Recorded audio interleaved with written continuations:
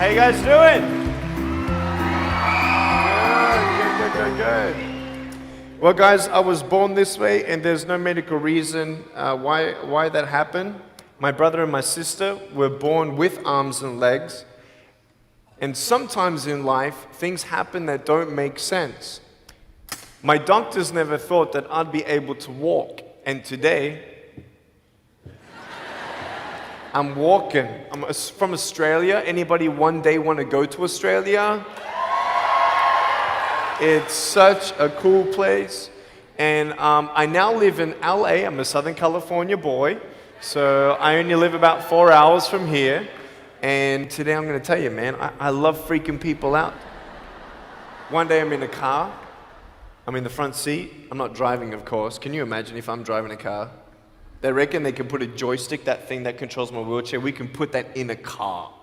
Like, how fully sick is that? Like, imagine if I get pulled over by the cops. Can I have your driver's license, please? Yeah, but it's over there, you're gonna have to get it. Imagine if I'm in big trouble. Put your hands up! Get out of your car!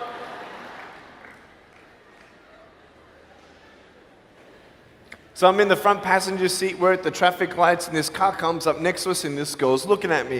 And I'm looking at her, she's looking at me, I'm looking at her, she's looking at me, I'm looking at her. All she sees is my head, right? She has no idea that I have no arms, no legs. So I'm thinking, cool. I'm gonna freak you out. So I get the seatbelt in my mouth, and I loosen it like this, so then I can freely move. And she's looking at me like, why are you eating your seatbelt?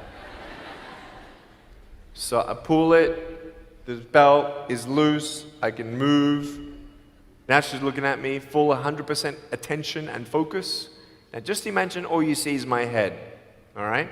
You might want to put up your hand up to your face to cut off the rest of my body, all right? So you can really see the effect. So just, that's it, exactly. Here we go, ready? I just did this.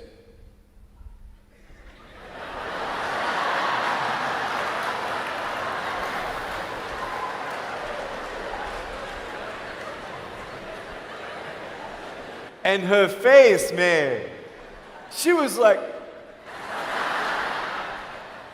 she nearly ran the red light, man. It was so good. My parents always said, Nick, you don't know what you can achieve until you try it.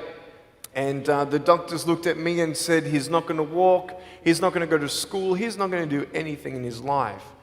And then my parents, they just loved me like crazy and said, you got to try. Try this, try that, try this, try that. And I'm thinking sometimes like, Mom and Dad, you're crazy, man. I have no arms, no legs. How would I ever be able to do this or do that? But they encouraged me and they loved me. And as human beings, we're waiting for stuff like that. We all want love. Everybody say, love. Very good. We all want love. And, I went to school and I wanted to be cool, You go to school and you want to be accepted, And so you see these guys and you're like, oh, man, Everyone swears like every third sentence, F this and F that and F and this and F. Like what? Like they think they're cool, And so I'm thinking, man, maybe I need to be like them to be cool. And then you compare each other with how we look, and I wish I was smarter, I wish I was taller, I wish I was shorter, I wish I was more popular, I wish I did this, I wish I didn't have that. I wish my life was different. That was me when I was about 8 years old. I looked at myself and I looked at everybody else, and everyone else had more than me. And I'm asking, why? Why me? Have you ever asked the why me questions, but get nowhere? If I had no answers from the doctors, and if I had no answers from my parents, I still have a choice every day in my life to keep going or give up. You see this book up here? This is my favorite book in the whole wide world. This is my favorite book, the Bible. And here I am.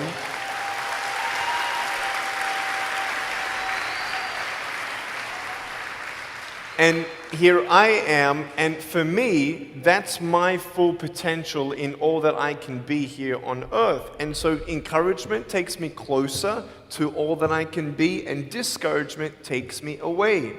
You see, it only takes 3 seconds for someone to tease me when I was at school and just say, you're ugly. You can't do this and you can't do that. And some of you thinking like, man, seriously? You had kids picking on you? Like, how heartless are those kids? Picking on me with no limbs, like, you would probably say, well, I'm not that bad. I wouldn't pick on a kid with no limbs. But why would you pick on anyone? Well, because it's fun. It's just culture. Okay, we'll get to that. But for me facing all that stuff, I'm getting these seeds. Everybody say seeds. S-E-E-D-S, seeds. Have you seen the pictures of the sequoia reds up here in California? These huge trees. Like some of the trunks could be as nearly big as this room. I've seen those photos where they've actually dug out a tunnel in a trunk of a tree. You can drive a full-size SUV right through it. That all started with a little seed. If you leave a seed of lies in your heart and in your mind and you don't know the truth, if you don't know the truth, you will die with the lie. I started dying because I started believing what I was told. I want you to know the 3 things that I needed to come to in my life is the truth of my value, the truth of my purpose, and the truth of my destiny. I want you to know something. In our mind, we put ourselves down all the time. I want to ask you today, do you think I'm cool enough to be your friend? But I don't swear, I don't use the F-bomb. Am I still cool enough to be your friend? But I don't tease people. Am I still cool enough to be your friend? But I have no arms, no legs. Seriously.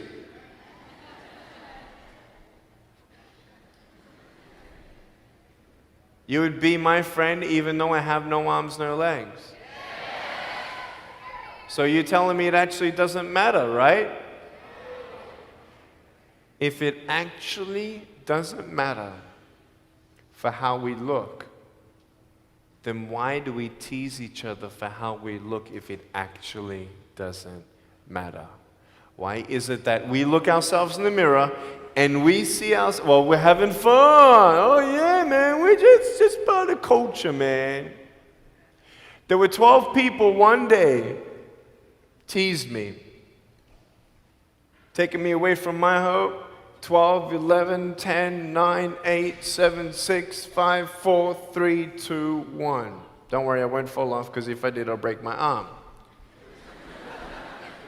But 12 people teased me one day, and I can put a pretty brave face on, but cry on the inside. For real.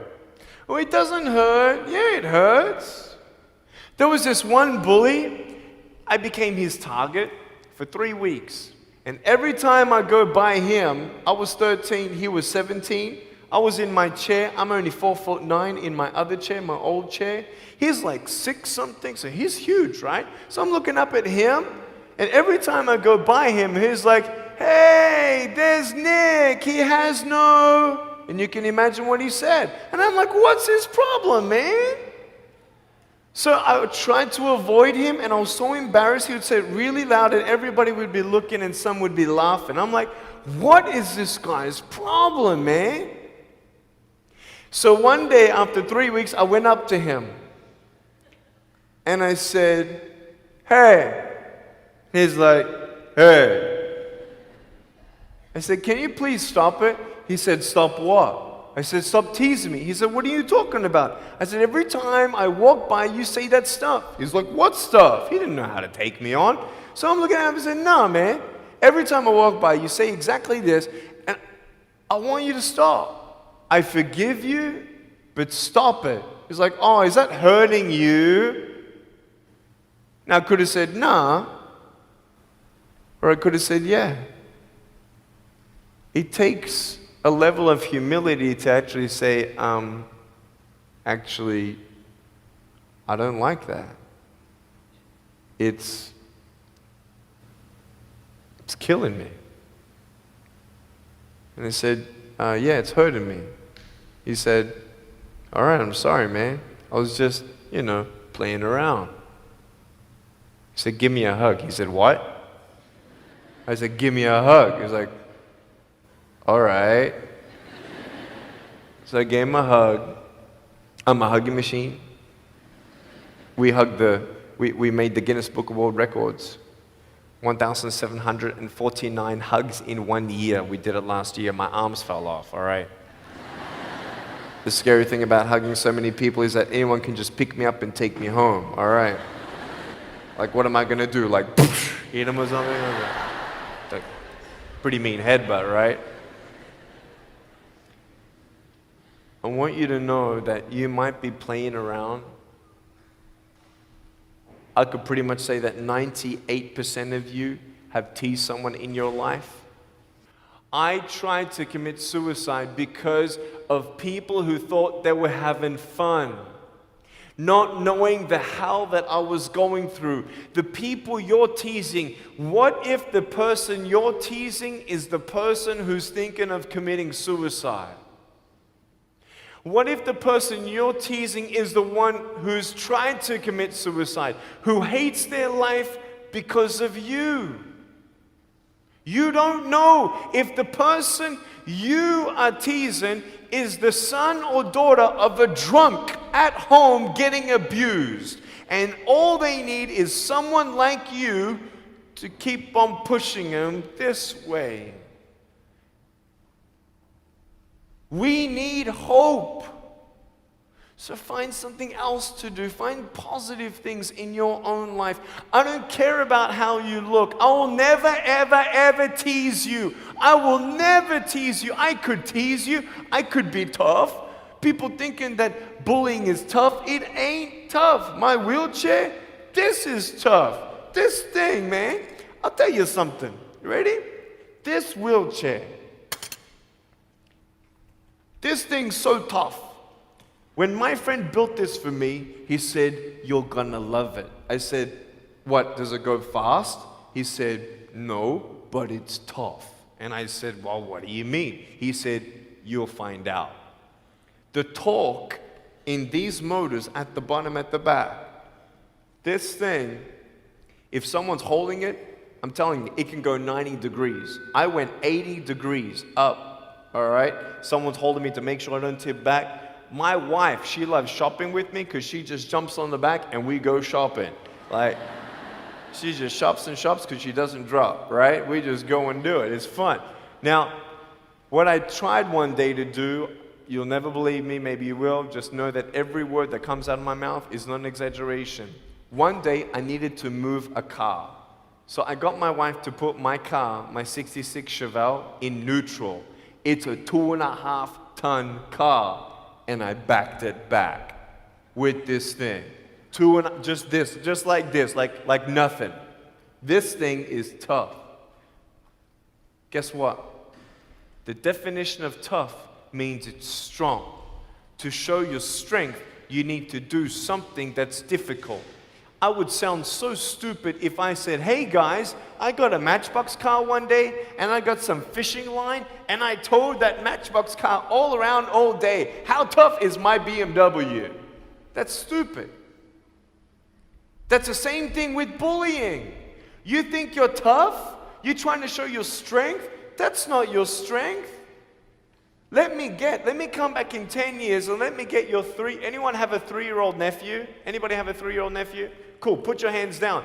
I will get any one of your 3-year-old nephews, bring them tomorrow night at where I'm speaking, and we're gonna put him up on stage and let me show you how tough I am. We'll get your 3-year-old nephew and we'll put him up here on the table and let me tease him. Let me show you how tough I am. That's what you are.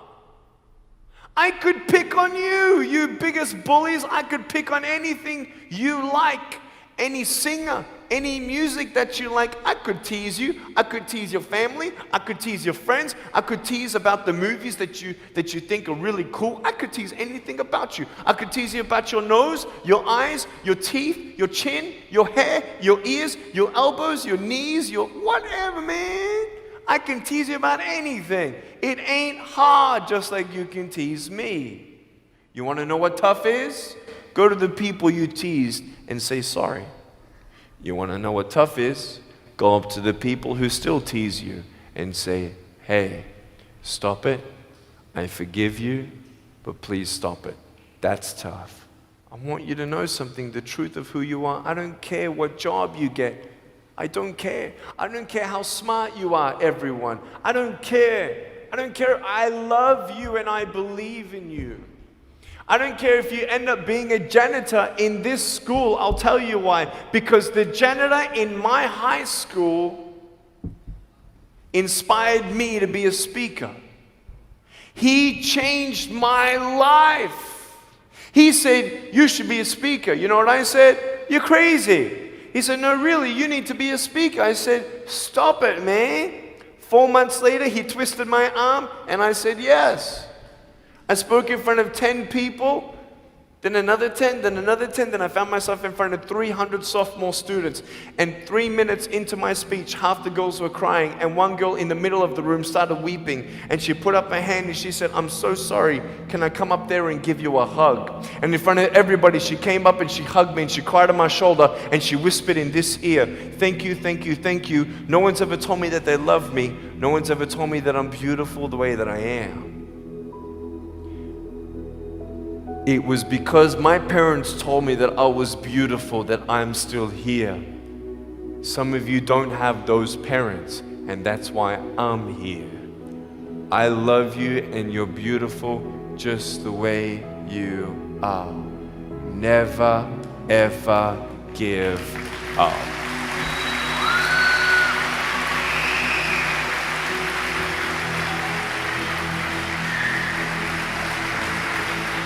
How many schools do you think that I spoke to actually stopped bullying altogether? Okay. Whoever said 1, you were correct. 1 school out of 600, I got a letter from the headmaster, and he said, Nick, you forever changed our school, blah, blah, blah. We haven't seen any bullies pick on anybody for 8 months straight. We don't know what happened, but in the best words that I can describe, there's just a new thought in the air that it just ain't cool anymore. It just ain't cool. I want to ask you, what are you going to do? Are you going to continue on at the risk of knowing that in each section, this section right here, 5 people already trying to commit suicide? That section there, 5 people. When you extrapolate it out, what if the person you're teasing is one of those, and you have no idea? Would you find something else to do? So, the change is up to you. If you want to see more love in your school, be love. If 50% of the school come together and say, you know what, it just ain't cool anymore, the people who think it's still cool, every time they look down upon you, I want you to imagine my face looking at you. Because I'm telling you, everyone you're teasing is my brother and my sister. And you're my brother and you're my sister. And I'm asking you to stop. Love yourself a bit more. Love each other a lot more.